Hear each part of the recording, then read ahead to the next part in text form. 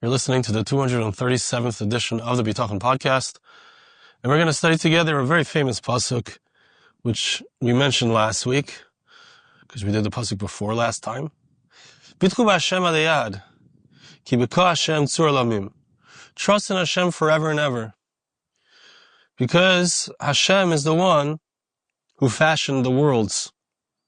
Or alternatively, ki b'ka Hashem tzur lamim. With the name Yud Hey, Hashem fashioned the worlds. He brings from the Zohar, it says like this, Rabbi Abba Pasach. Rabbi Abba, in explaining this concept, he opened and said, Bitchu b'Hashem adayad, ki b'ka Hashem tzur lamim, Bitchu b'Hashem, kol b'nei alma, boyon listakfa be'bekut shabrichu. Every person, anyone who's in this world, needs to strengthen themselves in Hashem. So Bitchu b'Hashem adayad means strengthen yourself in Hashem. What does that mean? I think it just means simply, how do you strengthen yourself? There's lots of ways. Well, I can carry a gun. I can work out. I can make money. I can strengthen myself in many ways. But the way that you're supposed to do it is in Hashem. Strengthen yourself in Hashem, in a relationship with Hashem. The human being should place his trust in Hashem. Place our trust in Hashem, not in anything else. Very simple, straightforward. This is what Bitachon looks like. Zohar continues. Every single day, a person needs to re-strengthen his belief in Hashem. A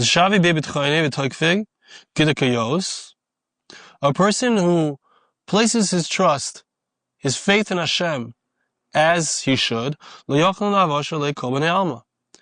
human being can have an effect on him. You're invincible. This is what King David says. My God, I trusted in you. I will not be embarrassed. My enemies will not make fun of me. They won't be able to be successful against me. The command is Shavi Tokfe B'Shmo de Kadisha is Kaim Ba'alma. Whoever puts his strength into Hashem's holy name, they have existence in this world. Right? If you think about it. Ki b'ka Hashem tzur lamim. With the name of Hashem, Hashem fashioned the world. So if you are resonating, connected to Hashem's name, how do you do that? What is Hashem's name? Hashem's name is the way that we describe him, the way that we talk about how he interacts with us. So if a person attaches themselves to the outer aspect of Hashem, the way that Hashem interacts with us, the way that Hashem manifests in his relationship with us.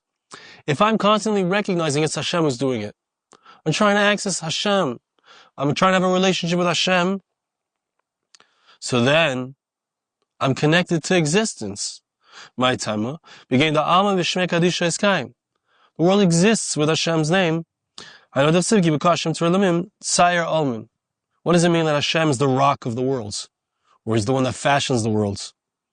Hashem draws the world, right? In a certain way, the world, this beautiful world that you look around and you see unbelievable sights, the trees and the grass, and the hills and the mountains and the clouds and the sky. This is all painted, as it were, by Hashem. Ein sayar kelekenu. There's no artist like HaKadosh Baruch Hu. Hashem painted it all. He created this entire, call it virtual reality that we live in, or reality that we live in. And He continues to give it existence. So if I am connected to Him, I'm connected to existence. I have existence. Brings the Gemara Menachos, that's the Zohar. There was a question that Rabbi Yehuda Nesiya had asked of Rabbi Ami. Rabbi Yehuda Nesiya, I believe, I'm not sure it was Rabbi Yehuda Nasi himself or his grandson, who carried the same name. He asked, what does it mean in the passuk when it says, trust in Hashem forever? Because with the name Hashem, God fashioned the world, or he's the rock of the world. Slightly different understanding or a different angle of it. If you trust in Hashem, you have protection in this world and in the world to come. How do we get to the, okay, Torah, I guess, is worlds. Let's see. Why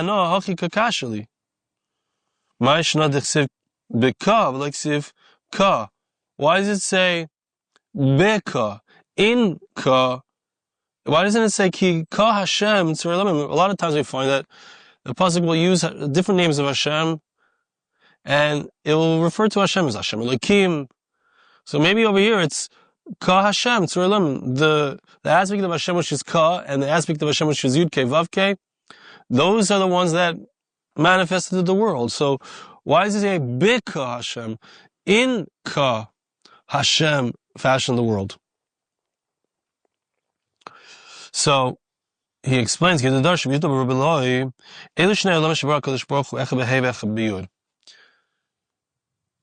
a reference, when it says beka, it's a reference to two different worlds that Hashem created with two different letters. It's referencing, beka Hashem tzur elam, God created the worlds. What worlds? I mean, it means other planets with who knows what, other beings on it? No, that's not what it means. It means there's this world and there's the next world. There's the current world which we exist in, which is in an incomplete state, which is in a broken state, where the world is not in a place of shalom. We don't have peace inside of our minds, in our relationships, in the world. There are wars, right? There's a broken world, a world of separation. A person perceives themselves as separate from those around them, separate from HaKadosh Baruch Hu.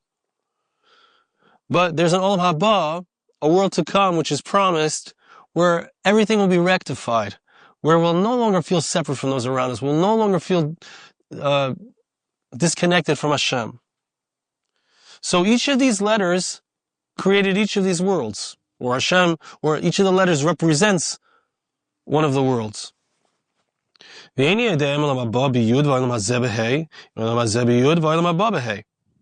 which letter represents which world? Is the Yud, right? The Yud often represents the spiritual realm, and the Hey represents, the Hey is 5, it represents the hand that receives. That's usually, if there's a receiver, so there's a giver and there's separation. So which one is which? Maybe the Yud is the world to come, and the Hey is this world, or maybe the other way around. Passuk says, these are the results of Hashem's creation of heaven and earth when they were created. Behibaram. Why does it say Behibaram? Why does it say Bevrayosam? Hashem created them. It says Behibaram, when they were created. The Hey of Behibaram can be understood to mean that Hashem created this world with a Hey, the letter Hey. So which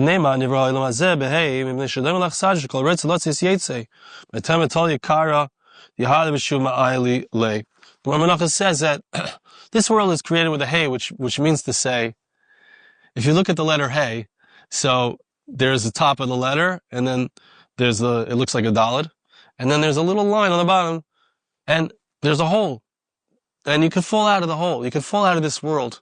The person gets too involved in the separation that's been created in this world, so they can get further and further away from Hashem, further and further away from others. They can fall out. They can fall out of this world. But on the side, there's a little hole, there's a foot, there's a leg, such that there's space to climb back in. So, bottom line, what are we trying to say here? There's two worlds. There's this world, there's the next world, there's the world of separation, there's the world of completion, a world of disconnect, a world of connection. And we're trying to get up. We're trying to get up higher. So you can trust in Hashem who created these worlds. Let's see a little further. Rashi says like this, in explaining that Gemara.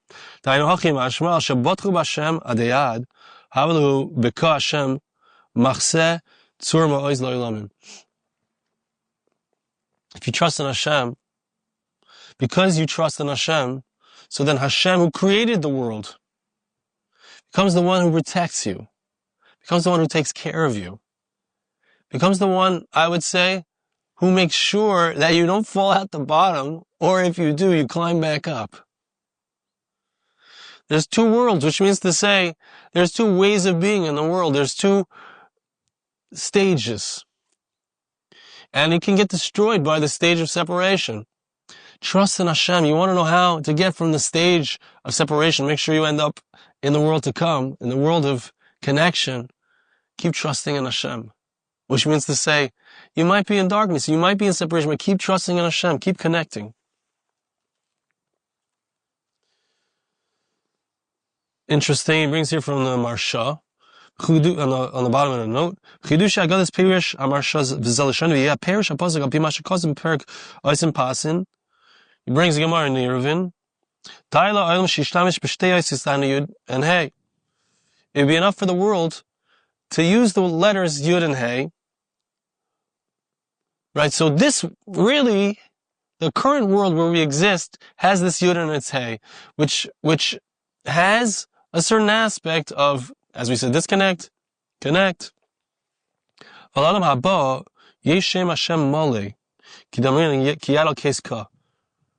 when we talk about a Yud and a Hey, we're still missing the other two letters of Hashem's name, the Vav and the Hey.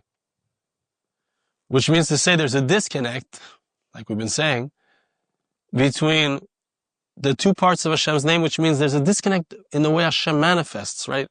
We don't see Him. You have to discern. It's possible to see Hashem. It's possible to recognize that He's there. That's what we're doing with Bitachon, right? We're looking for Him. But in the passuk pshat, if we look at things superficially, it's easy to miss it. It's easy to miss that Hashem is in our lives, that He's taking care of us, that He's here. That's the disconnect between the Yud, Hey, and the Vav, and the Hey.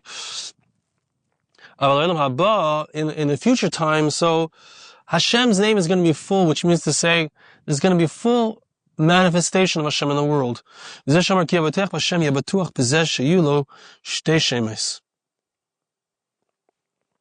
person who trusts in Hashem is guaranteed that he's going to have two names. Shem Yud Kei Mazel. They're going to be able to recognize and experience Hashem with just the Yud Kei, which is what we see in this world. The Shem Shel Hashem Shishtam Shabbat Haba. Suru Machseh B'Shtei Olamis. There's also the name of Hashem, which is going to be used in the world to come, which is the full name. Right? We don't pronounce the name Yud Kei Vav Kei. We don't even say the letters, right? Like I'm saying it. Right? We don't pronounce it because it represents the fact that Hashem is manifest and is present. Right? The root of the word Yud Kei Vav Kei is presence, present, Hoveh, which means now, completely in this moment, bringing everything into existence. Mehaveh means bringing it into existence. So that's not something that's manifest yet. The fact that Hashem is protecting me, the fact that Hashem is watching over me, it could look like it's the Iron Dome that's doing it. It could look like it's my boss who's paying me my paycheck. But we'll see if we continue. Bitachon means I'm holding on. I'm holding on to the truth even when it's not clear. Bitchu b'Hashem adayad ki b'ko Hashem tzur elamim. Trust in Hashem forever. Keep holding on. Keep coming back. Keep reminding yourself. Please keep being in this moment with Hashem, recognizing that He's the one animating us. And eventually you'll see it. Eventually it's going to become clear. We're going to get there. It brings here the Rabbeinu Yonah.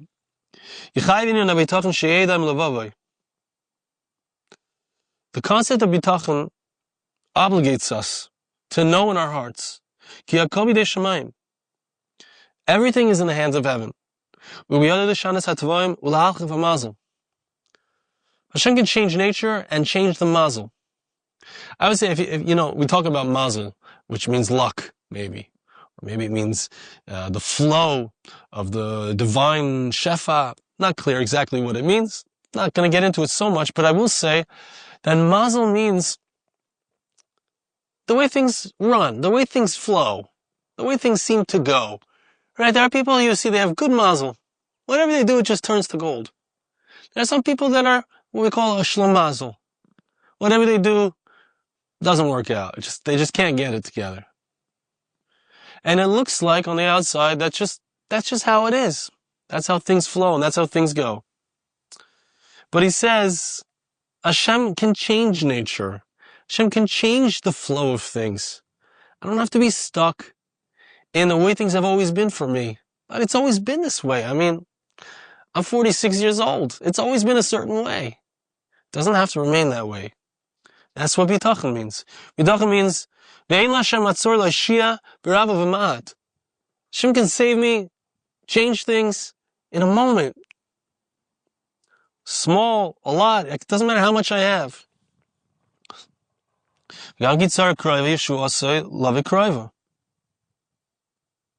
Even if the difficult situation seems like it's about to happen, there's no way out. But Hashem's salvation is also just as close. Hashem can do anything. There's nothing that he can't do.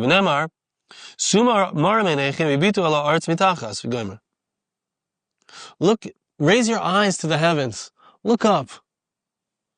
And look down to the earth below, which means to say, connect the heavens and the earth. Recognize that something that seems far away, the miracles, Hashem manifesting in your life,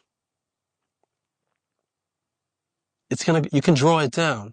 You can bring it down. It's not so far away. Trust in Hashem in every difficult and dark time. You need to know that Hashem has all the power. He can save you from every difficult situation, and it can come in a moment. Clarifying in the blink of an eye. You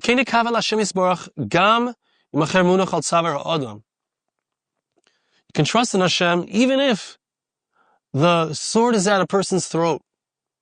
And I like to think about it as I read it that's like the best time. That's the best time when you feel like there's no hope. As long as you have hope, as long as you think that you can do it, as long as you feel like you can get out of it. So Hashem's like, okay, gesundheit. It's been my experience that to the extent that my ego is crushed, to the extent that my self is still there, just doesn't work.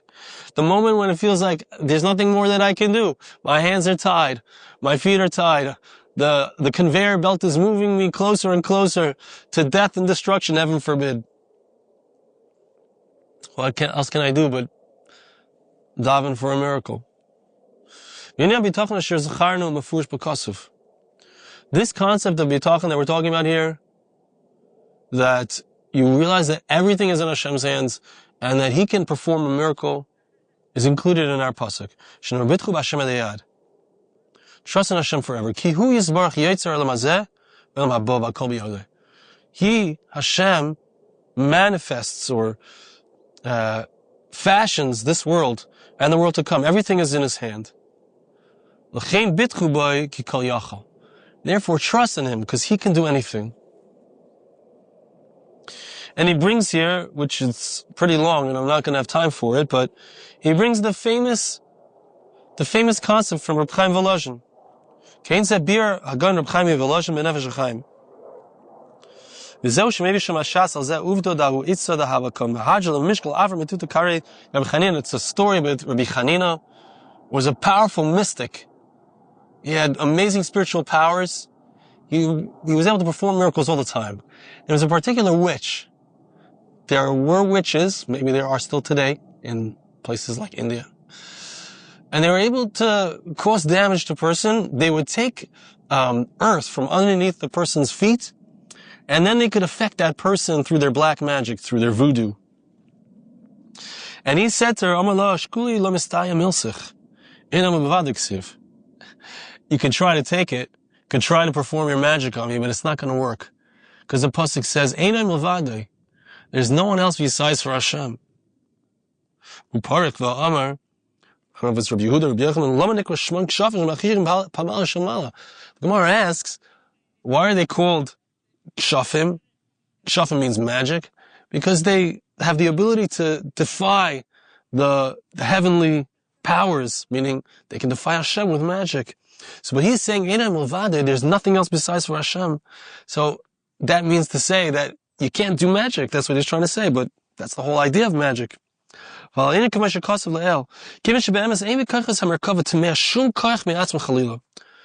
truth is that they don't have any power of their own. Hashem did give a certain power, but He's the one who gives it the power. But Hashem is the one who gives it the power. So therefore, if you can connect in, Rabbi Chanina knew, we'll end with this, Einon Muvade means that Hashem is always above anything that seems to have power. Even the things that He gave power to, He's above it. And if you go straight to the source, you can always get past whatever seems to have power or sway over you. Whatever seems to be causing the problem, you can always go straight to the source, the one who gave power to that problem, which is Hashem.